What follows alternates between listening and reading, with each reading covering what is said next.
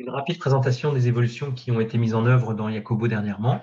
D'abord au niveau du formulaire de recherche, où il est désormais possible d'indiquer en toutes lettres la ville de départ et bien évidemment la destination.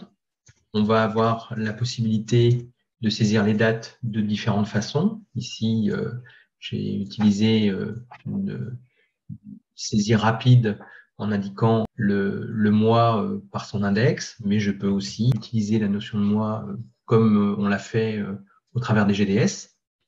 Et puis, on a toujours cette possibilité de demander directement des propositions incluant des bagages.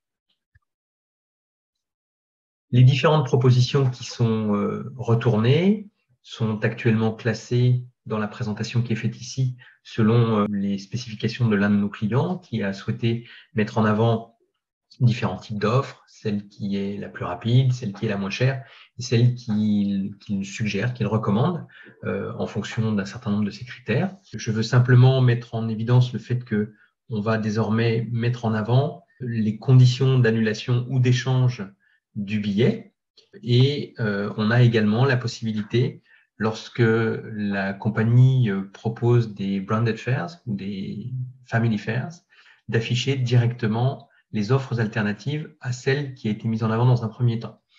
Les conditions succinctes de l'offre sont affichées en mouse over et on a la possibilité d'un simple clic de voir les propositions alternatives. Voilà, les différentes offres s'affichent et on a donc un comparatif qui est proposé sur le tarif mis en avant dans un premier temps. Donc ici, on voit que on peut obtenir pour 22 € de plus un tarif Economy Flex que je vais retenir.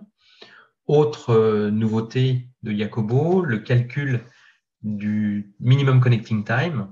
C'est une information qui, à ce stade, est bien évidemment prise en compte par la compagnie aérienne, mais on voit ici que la durée de l'escale est relativement courte et donc, par paramétrage, on a la possibilité de préciser qu'il y a lieu d'être vigilant si les durées d'escale sont en deçà d'une durée minimale configurée. Bien évidemment, ce type d'information peut se configurer par destination, par aéroport.